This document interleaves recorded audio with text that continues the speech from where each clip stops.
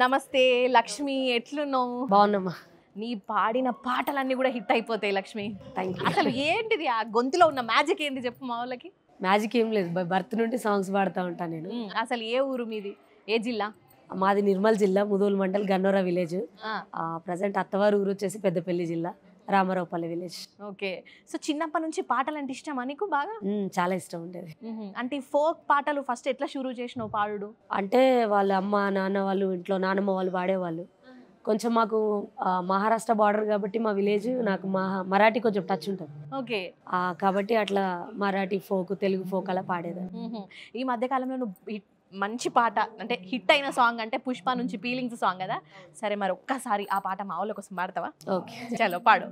6:00, 7:00, పావు తక్కువ 10:00, పడుకుంటే ఓసారి, మెలుకుంటే ఓసారి, ఏమితో చక్కగా కూసుంటే ఓసారి, ఏలు దొక్కుతుంటే ఓసారి, ఓసారి కాలు దొక్కుతుంటే ఓసారి, ఓసారి నువ్వు పక్కనుంటే ప్రతి ఒక్కసారి వచ్చుండాయి ఫీలింగ్స్, వచ్చుండాయి ఫీలింగ్స్, వచ్చి వచ్చి చంపేస్తున్నాయి ఫీలింగ్స్, వచ్చుండాయి ఫీలింగ్స్, వచ్చుండాయి ఫీలింగ్స్, వచ్చి వచ్చి చంపేస్తున్నాయి feelings. Super super super. So folk నుంచి ఒకటేసారి ఇట్లా పాన్ ఇండియా సినిమాలోకి ఎట్లా అనిపిస్తుంది? అంటే యాక్చువల్లీ చాలా హ్యాపీగా ఫీల్ అవుతున్నా. ఎందుకంటే అట్లాంటి సినిమాల్లో పాడడం కోసమే ఇప్పుడు దగ్గరగా ఒక 10 years అవుతుందేమో ఫీల్డ్లోకి వచ్చి, అంటే యూట్యూబ్లోకి వచ్చి 2017లో అట్లా వచ్చినా నేను. నాకు 17 సంవత్సరాలు అప్పుడు. సో అప్పటి నుండి ఇప్పటి వరకు సినిమాల్లో పాడాలని ప్రయత్నిస్తూ వచ్చిన. సో లాస్ట్ అయితే ఇప్పుడు అవకాశం వచ్చినందుకు చాలా హ్యాపీగా ఫీల్ అవుతాను. ఓ సూపర్.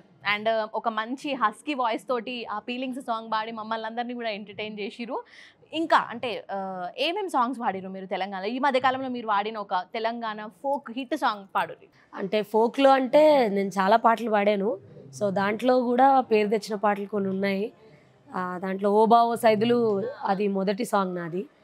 చాలా బ్లాక్ బస్టర్ హిట్ సాంగ్. అప్పట్లో 2017లో ఫోక్ సాంగ్స్ ఒక 10 million వెళ్ళింది అని అంటే అది చాలా గొప్ప విషయం. అప్పట్లో మేము చేసేటప్పుడు అంటే మన ఇప్పుడు వచ్చినటువంటి సింగర్స్ వాళ్ళు ఎవరు లేరు.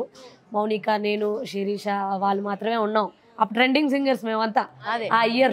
మరి ఈ ఫోక్ ప్రస్థానం మీద ఎట్లా షురు అయింది? అంటే నేను డిగ్రీ చదువుకోవడం కోసం నేను నిజామాబాద్ వచ్చాను. అప్పుడు గడ్డం రమేష్ అన్నకి యూట్యూబ్ ఛానల్ ఉండేది, గడ్డం మ్యూజిక్ అని. సో అన్నకి నేను మెసేజ్ చేసిన, నేను కూడా పాడతానన్నా, నాకు కూడా పాటలు అంటే చాలా ఇంట్రెస్ట్ అని. సో అన్న తర్వాత నన్ను కాంటాక్ట్ అయ్యారు. అయిన తర్వాత ఓ బావో సైదులు అని చెప్పి ఒక డ్యూయట్ సాంగ్ పాడిచ్చారు నాకు. ఆ పాట చాలా పెద్ద హిట్ అయిపోయింది. ఆ పాటతో ఒక 1 yearలో నేను అలా ఒక 100 songs అలా కంప్లీట్ చేసేసాను. ఓ ఒక్క సంవత్సరంలో. సూపర్. అసలు ఆ పాట తర్వాత మళ్ళీ ఆనాడేమన్నంటినా తిరుపతి, ఈనాడేమన్నంటినా తిరుపతి, తిన్నా తీరం పడతలే, కుసున్నా తీరం పడతలే, చలో చలో కమలమ్మ, గాజులు తెప్పి మావయ్య, ముద్దుల రాయమల్లు, అందాల నామగడు, ఇలాంటి ఇంకా చాలా పేరు తెచ్చిన పాటలు ఉన్నాయి. సో అట్లా నేను చాలా పాటలు పాడు. సో ఇప్పుడు మనందరి కోసం తిన్నా తీరం పడతలే, కూసున్నా తీరం పడతలే అలాగే ఒకసారి వాడండి అది.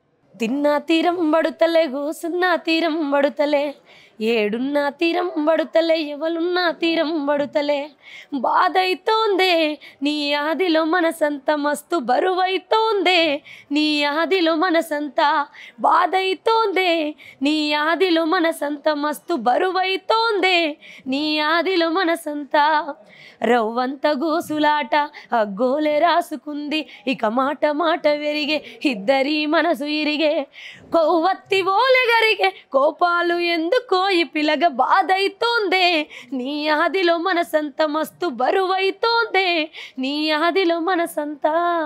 సూపర్. కానీ ఈ పాట వింటుంటే నాకు అసలు బాధ అయితే లేదు, నాకు సంతోషం అవుతున్నది. థ్యాంక్ యూ అండి.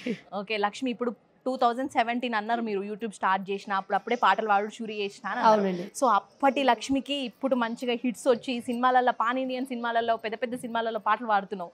మరి అప్పటి ఫోక్ సింగర్ లక్ష్మికి ఇప్పటి లక్ష్మికి ఏమి డిఫరెన్స్ గమనించిరు? అండ్ మన లైఫ్ జర్నీలో మనం చాలా నేర్చుకుంటుంటాం ప్రతి అడుగులో. మరి అప్పటికి ఇప్పటికి మీరు మీ జీవితంలో కానీ ఫోక్ పాటలలో కానీ ఏం నేర్చుకున్నారు? అంటే నేర్చుకోవడం అంటే ఫోక్ సాంగ్స్ పాడేటప్పుడు అలాగే సినిమా అవకాశం వచ్చిందనే కొమ్ములు రాలేదనుకోండి.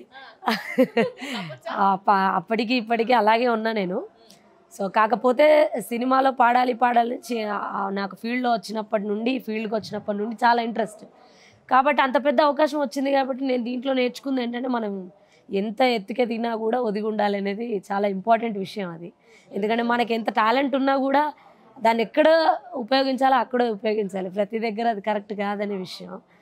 అండ్ అలాగే పెద్దవాళ్ళతో జర్నీ చేయడం ఎలా అంటే వాళ్ళు ఏ విధంగా కష్టపడ్డారు, ఏ విధంగా అలా సెలబ్రిటీ అయ్యారు, ఆ స్థాయికి ఎలా వెళ్ళారు అసలు. అంటే డిఎస్పి సార్ నన్ను అక్కడ చెన్నైలో ఈ రికార్డింగ్ అయింది, మన ఫీలింగ్ సాంగ్ చెన్నైలో రికార్డింగ్ అవుతుంది. సార్ నాకు కాల్ చేశారు, నాకు అర్ధరాత్రి 12 గంటలకు వచ్చింది కాల్. నేను చాలా లేదు వాళ్ళ మేనేజర్ మనీ సార్ చేశారు.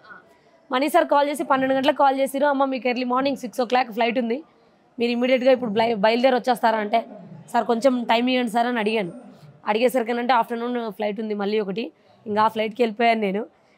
అక్కడ 3-4 days ఉన్నాను, 4 days అలా ఆ రికార్డింగ్ కంప్లీట్ అయిపోయింది. సో అంటే కొంచెం ట్యూన్ చేంజ్ చేస్తూ ఉన్నారు, 4 రోజులు పాలేదు, ట్యూన్ చేస్తూ చేంజ్ చేస్తూ లిరిక్ చేంజ్ చేస్తూ ఉన్నారు. సో అలా 4 days అలా పాడాను నేను అక్కడ. ఇంకా మేల్ సింగర్ కావాలి అని అంటే మన శంకర్ బాబన్న తెలిసిన ఆయన, అంటే ఆయన వాయిస్ అంటే చిన్నప్పటి నుండి చాలా ఇష్టం నాకు. సో అన్నతో పాడిస్తే బాగుంటుంది సార్ అని ఒక చిన్న సజెషన్ ఇస్తే సార్ కూడా కాదనలేదు. సరే అమ్మ పిలిపించండి అంటే అక్కడికి వెళ్ళాం, పాడాము, వచ్చాం. అంటే అక్కడ నేర్చుకుంది ఏంటంటే ఆయన అంత పెద్ద వ్యక్తి అయ్యింది కూడా నేను భయపడ్డాను అసలు ఆయన ముందర ఎలా మాట్లాడాలి, ఎలా నిలబడాలి అని. వాస్తవానికి అటువంటిది అట్లా ఏం లేదని, మీరు కూల్గా ఉండండి, ఫ్రెండ్లీగా ఉండండి, నాతో నేను ఒక ఫ్రెండ్ అనుకోండి, పాడేయండి, మీ ఆయన్ని తలుచుకొని పాడేయండి అని అన్నాడు. చాలా ఫన్నీగా చాలా బాగా అనిపించింది. అదే అంత కష్టపడి వచ్చిన వాళ్ళకి ఆ ఈగో అదంతా ఉండదండి, ఆ పొగరు అలా ఏం ఉండదు. అది నేర్చుకోవాలి మనం కూడా, అంటే నాకు అనిపించింది అట్లా. సో అది సార్ దగ్గర నేను గమనించాను. సో ఆ విధంగా అయితే మా సాంగ్ కంప్లీట్ అయిపోయింది. కానీ విషయం ఏంటంటే నేను ఆ సినిమాలో పాడుతున్నాను నాకు తెలియదు. అంటే నువ్వు పుష్పలో పాడుతున్నావు లక్ష్మిని వాళ్ళు నాకు చెప్పలేదు. నేను అక్కడికి వెళ్ళాను, పాడడం అయిపోయింది, అంతా అయిపోయింది. పుష్ప ట్రైలర్ వచ్చింది ట్రైలర్ వచ్చేసరికనంటే దాంట్లో బ్యాక్గ్రౌండ్ ఆ సాంగ్ యొక్క హమ్మింగ్ వస్తుంది వెనకాల, ఆ మ్యూజిక్ వస్తుంది వెనకాల. అది విని ఓహో నేను పుష్పలో పాడినానని నేనే సార్కి కాల్ చేసిన, మనీ సార్కి కాల్ చేసి సార్ నేనే పాడాను అది నేను పుష్పలో పాడానని అడిగాను నేనే. సో అట్లా నాకు పుష్ప సినిమాలో అవకాశం రావడం నేను చాలా హ్యాపీగా ఫీల్ అయినా. దానికంటే ముందు కూడా నేను మన రఘు గుంచేశారు నన్ను మొట్టమొదటిసారిగా సినిమాలో పాడించారు. దాంట్లో బ్యాచ్ మూవీలో ఒక సాంగ్ పాడాను, ఐటమ్ సాంగ్ పాడాను, గుంటడుగుల్లో గాసేనే అని. అలాగే దాని తర్వాత దసరా సినిమాలో ధూమ్ ధామ్ దోస్తాన్ సాంగ్ పాడాను. అలాగే మళ్ళీ అట్లా ఒక 2-3 సాంగ్స్ అయితే పాడినరు. సూపర్. అసలు ఈ ఫోక్ జర్నీ నుంచి కంప్లీట్గా పాన్ ఇండియన్ సినిమాల వైపు వచ్చేసింది అనమాట మీ పాటల జర్నీ. అయితే అఫ్ కోర్స్ మాకు కూడా చాలా సంతోషంగా ఉంది మీరు ఇట్లా పాటలు పాడుతుంటే. ఆల్ ద బెస్ట్, ఇట్లనే మీ పాటలతోని మమ్మల్ని అందరినీ కూడా ఎంటర్టైన్ చేయాలి మీరు. థ్యాంక్ యూ అండి. ఉంటా. Once again all the best నీకు. For more videos like this, subscribe Big TV channel.